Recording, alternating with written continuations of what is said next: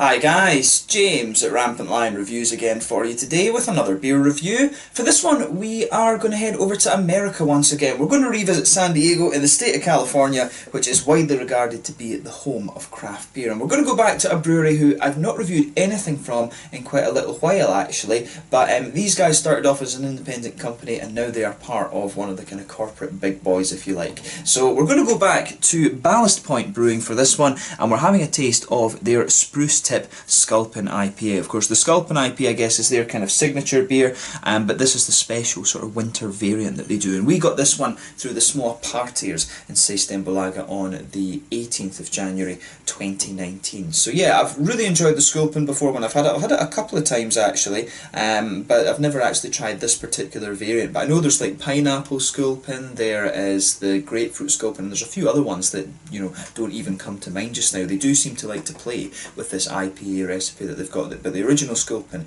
is a very, very nice beer. I'm not sure if it's changed a little bit since this brewery's become a little bit more corporate, of course, but yeah, you know, I always enjoyed it, and I think I reviewed it before it actually became part of the, you know, the big kind of corporate company. So yeah, interested to see how this one goes, and as always, I hope you guys enjoy my take on this beer. So anyway, as is usual with my reviews then, I'll tell you a little bit about the brewery. If you want to get straight to the tasting, just fast forward. All the usual links are in the description below. That's the brewery website, the link to my other reviews that I've done from Ballast Point before. No doubt I will review some more in the fairly near future. I do hope that I can get some of their other beers to review for you at some point. There's all the usual social media. If you want to see more beer reviews, do please consider subscribing to the channel. The whole channel, of course, has a geography-based tagging system, so you can go into the home page and search for beer based on country, city, state, county, prefecture, whatever it is you're interested in. Do check out the playlist of beers from different countries. There is one there for all the American beers that I'm reviewing for you. That's constantly being added to, and as always, please do get in touch and let me know some of the other beers and breweries that you guys would like to see me review. It's always great to hear from you guys that are watching the videos, and the support that you show the channel is hugely appreciated. So anyway, to tell you a little bit about Ballast Point Brewing then. So Ballast Point, as I've told you before, are based in San Diego in California, and they were founded by a group of friends back in 1996. So Jack White and his roommate Peter Ahern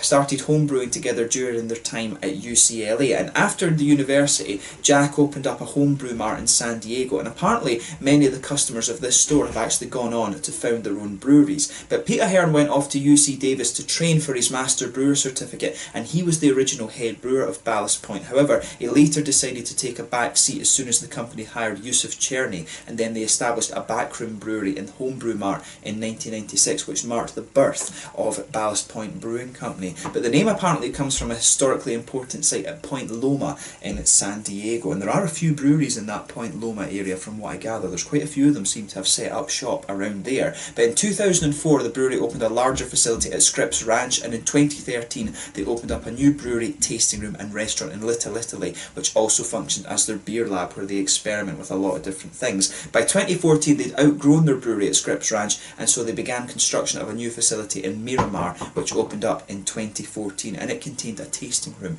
and a restaurant as well. But since 2008 they've also produced spirits as well, and the Scripps Ranch facility serves as their current distillery. But Jack White acted as president and CEO until June 2015, when the role was taken over by Jim Buchler, who had been general manager since 2012, and Cherny is still the head brewer and the operations manager of the company as well. But in October of 2015 the company was offered for public stock, and by December of that year it was taken over by Constellation Brands, who are based in New York. But by July of 2016 four of the founders, which included White, Cherny and Buchler, left over a dispute regarding the distillation side of the business, because apparently this wasn't included in the deal. But they've since left and they're starting up their own distillation company at the moment, from what I gather. So yeah, I mean, this is one of these breweries where I guess it's along the same kind of lines as Lagunitas. You know, they started off as a very kind of small, independent thing, and they kept growing and growing quite well, and then they've been sold to one of the bigger companies, which is a little bit of a shame, I think, because you know, the bigger companies come in and it's all about the profit. You know, it's not, it tends in some cases not to always be about the beer. But yeah, I'm not sure. As I say, you go into beers with open minds and see how it goes. But again, you know, this whole thing, there's a lot of drama in the craft beer scene these days about whether it's, you know, corporate against independent and things like that. that. And I think personally, you know, when you see the strength of the German economy, when you see the strength of the Japanese economy from having these very, very small businesses, I always think that independent actually does a little bit better than corporate, but that's just my opinion. I think, yeah, it's, you know, there are big massive companies in Germany and Japan, you know, don't get me wrong on that, but I think, you know, the small business and the small and medium-sized business are huge parts of the German and Japanese economies, and you know, these are some of the biggest economies in the world and some of the richest countries in the world from a personal level. But yeah, you know, let's not get too much into the economics of this whole thing. Let's just have a taste of the beer. But yeah, Ballast Point, they've got a whole host of different beers. I think they're producing well over 20 different beers these days regularly. And of course they've got various seasonals and one-offs and things that they do as well. So if you get the chance to try some of the beers, have a go. The Sculpin IPA is kind of considered one of these sort of classic West Coast American style IPAs. But yeah, that's enough about the brewery just now. If you want to learn a little bit more, do check out the brewery website in the description below. You can follow them on Facebook and Instagram and stuff like that, and you can keep up to date with all the latest goings on there. But as you've probably seen from the Ballast Point beers, you know, from the Ballast Point beers, they all are named after kind of fishing and things like that. And this one, as I say, the Sculpin, I believe, is this little fish that's on the top there. But yeah, nicely presented, this one there. You can see the little top label on that, and of course you do have the Ballast Point symbol on at the bottle cap as well. I'm just checking that you're seeing that on the camera control. But yeah, this one, as I mentioned to you, was one of the January beers, the January 18th beers released through Systembolaget here in Sweden. We do get quite a few things from Ballast Point, of course, but this one comes in at 7% ABV, and the importer is Cask Sweden. So yeah, let's get it out and we'll get on with the tasting then. Nice bit of smoke on the opening, and we'll get it out and into the glass. As I say, it's been a very long time actually since I've tried something from Ballast Point, so I'm curious to see how this turns out.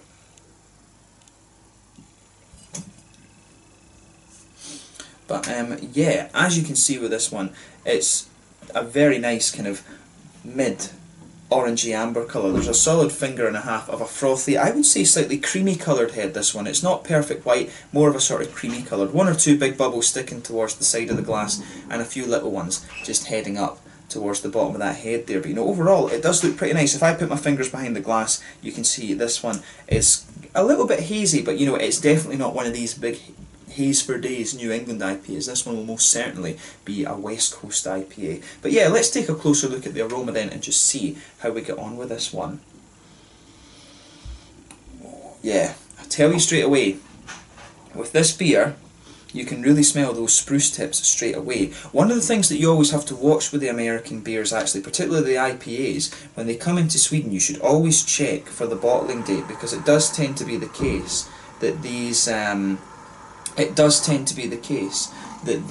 IPAs are 2 or 3 months old. But it says on the side here, best before 9 of 2020, and you know, I'm not sure if that would, I'm guessing that would mean that it is, you know, this beer will not last for 2 years. I'm guessing that this will have been bottled back in September of 2019. I can tell you straight away, that will not last for 2 years. It'll go this kind of really weird oniony, garlicky sort of flavour actually. But let's take a closer look at the aroma of this one though. You know, yeah, with this beer, you can definitely smell the spruce tips coming out of it.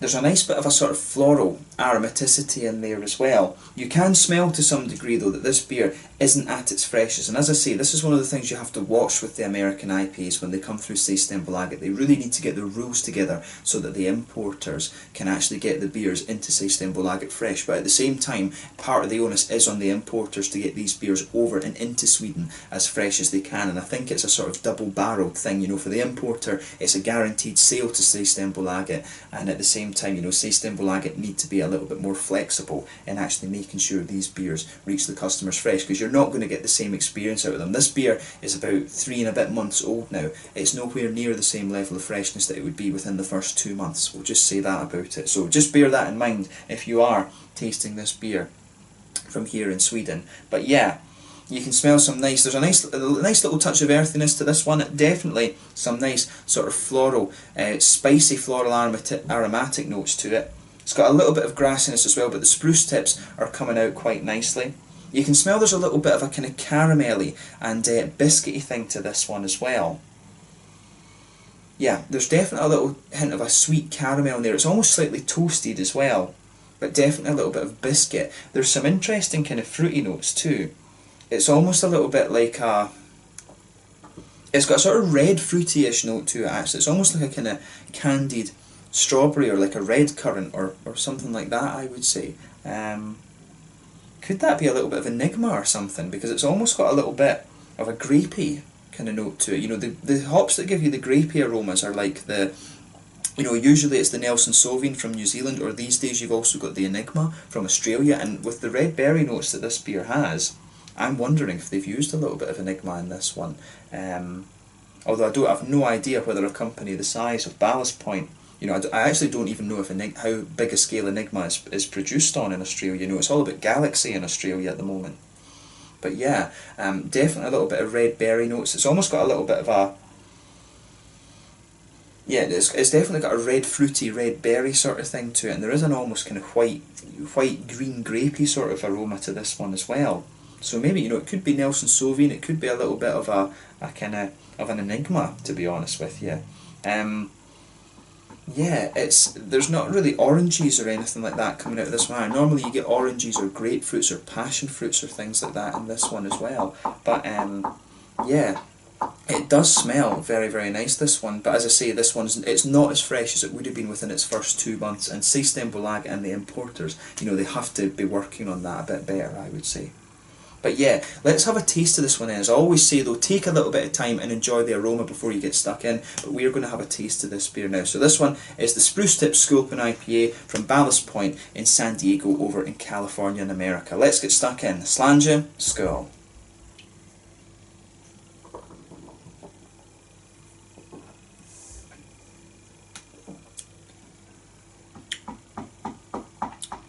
Yeah.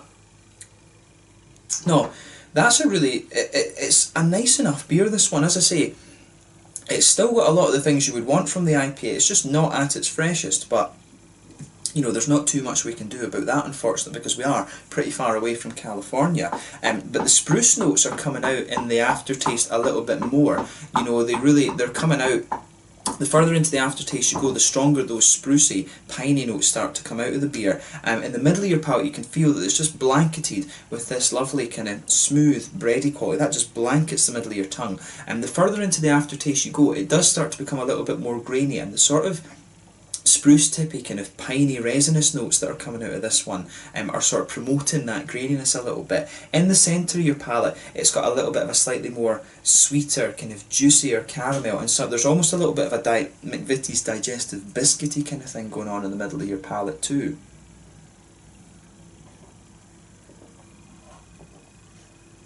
The one thing I will say about this beer as well is that I really do like... I've said the same about the Sculpin, I'm sure. The regular Sculpin, I do like the mouthfeel of these beers. You know, they're very sort of oily and juicy. They've got this good balance between oily and juicy, and this one's definitely reflected in this as well. But the sort of spruce tips and that big piney resinous feel that this beer has definitely makes it a little bit different from the original, should we say. But the malt base is very interesting. It's really interesting how that whole piney resinous thing is coming out in the middle of the palate. Normally when you've got these big piney resins, it's from something like Chinook, or you can also use Columbus. You know, Columbus has that sort of almost curryish, very distinctive spice. These sort of quite spicy, resiny qualities usually come out on the edge of your palate, so it's quite unusual in this one to have that whole thing coming out in the middle of your tongue.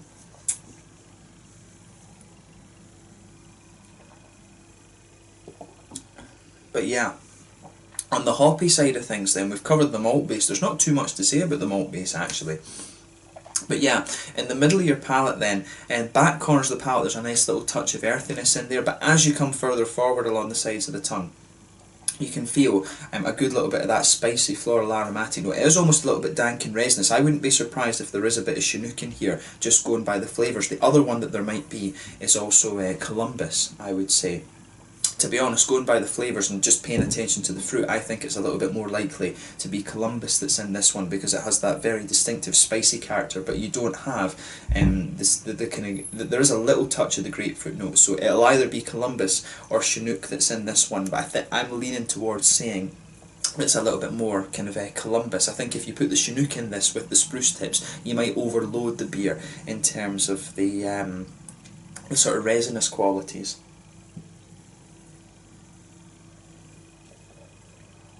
But yeah, around the front curve of the palate, there's a little bit of that lighter sort of grassiness that you'd expect from this beer. And if you go behind the front curve of the tongue, you've got that nice oily bubble where those juicy, fruity esters start to come out of the beer. And for me, this one, it has got a little bit of grapefruit at the back. And as you go further into the aftertaste, there is a little touch of an almost red fruity flavour to this one. It's those grapey and red fruity notes that I was picking out in the aroma, they don't come out so much in the actual taste of the beer. It really is more about the sort of grapefruity and pine resins, this one. So it's basically like a bit of a... This one has a good bit of IBUs in it. I think it's probably around, you know, it's somewhere, I think it's maybe around the 60, 70-ish mark IBUs in this beer. But yeah, it really, this is one that is just it's a big kind of bitter resinous hit. You know, if you're used to the New England IPAs, this one does have a bit more bite to it, and this is what I've missed. You know, I have been missing the West Coast IPAs in recent times, because everyone's focusing on doing these kind of hazy, juicy, fruity IPAs, the New England ones, rather than having a go at some of the West Coast IPAs. But this is it's a nice beer. The fruity side of the beer then, let's focus on that again. As I say, a bit of grapefruit just toward the back of that oily bubble, but the further into the aftertaste you go, I wonder if there's a little touch of an orangey note coming out of this one.